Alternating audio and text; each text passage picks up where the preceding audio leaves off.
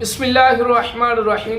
کچھ ایسے واقعات ہوتے ہیں جن کی نہ کوئی سند ہوتی، نہ کوئی متن، نہ کوئی، بس اپنی طرف سے لوگوں نے جہالت اتنی ہے اپنی طرف سے گھڑ کے سنا دیتے، اور ہمارے نیچے بیٹھنے والی عوام، سننے والی عوام، واہ واہ سبحان اللہ ماشاءاللہ، وہ بھائی بیان کر رہا ہے، جو دیکھو تو صحیح وہ کہاں سے پڑھ کے بیان کر رہا ہے، وہ کئی کتاب کے اندر لکھا ہے، قرآن و حدیث کے اندر موجود ہے۔ اب یہ ایک واقعہ جو بڑا مشہور و معروف ہے کہ حضرت اویس قرنی نے اپنے دانت توڑ لیے، تو بھئی یہ کہاں پر لکھا ہے؟ کسی معتبر کتاب کے اندر ہے، کسی حدیث کی کتاب کے اندر، کسی معتبر کتاب کے اندر سند کے ساتھ، صحیح سند کے ساتھ روایت موجود ہے؟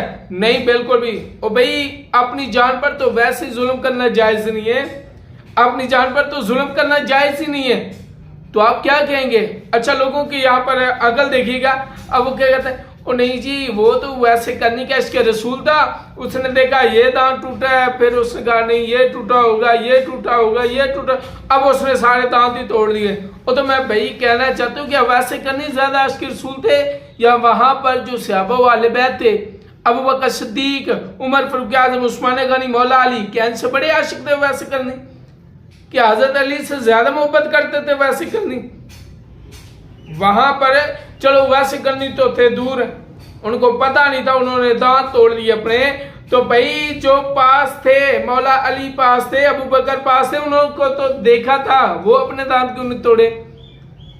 کیا ان کے اندر عشق رسول نہیں؟ ایک بندہ جس نے حضور کو دیکھے ہی نہیں ہے، حضور علیہ السلام کی ظاہری زندگی کے اندر جس نے دیکھے نہیں، حضور سے ملاقات ہی نہیں کی، اب ہم کہیں گے اس کا عشق رسول اتنا ہے کہ وہ اپنے دانت توڑ لے؟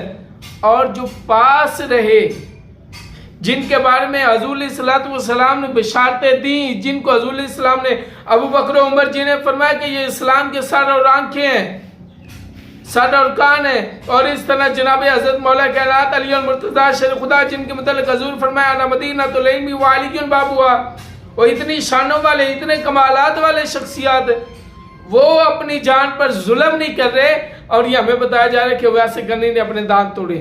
بھئی خدا را ایسی باتوں پر یقین نہ کرے، یہ کسی بھی حدیث کی کتاب کے اندر صحیح سند کی ساتھ روایت موجود ہے نہیں ہے۔ اگر کوئی موجود ہے تو حوالہ دیجئے، ہم دیکھیں گے کیا موجود ہے یا نہیں، کیونکہ یہ بات بالکل غلط ہے۔ جب بھی کوئی خطیب بیان کرے اس کے بھی کہاں لکھا بتائے نا، ہم بھی چل کے پڑھتے ہیں، اب دیکھنا وہ شرمندہ ہوگا۔ بس یہ پیسے اور اپنی جیب پہ بھرنے کا طریقہ ہے کہ ایسے من گھڑت واقعہ سنائے جائیں۔ اللہ ہمیں حق سچ بیان کرنے والا بنائے۔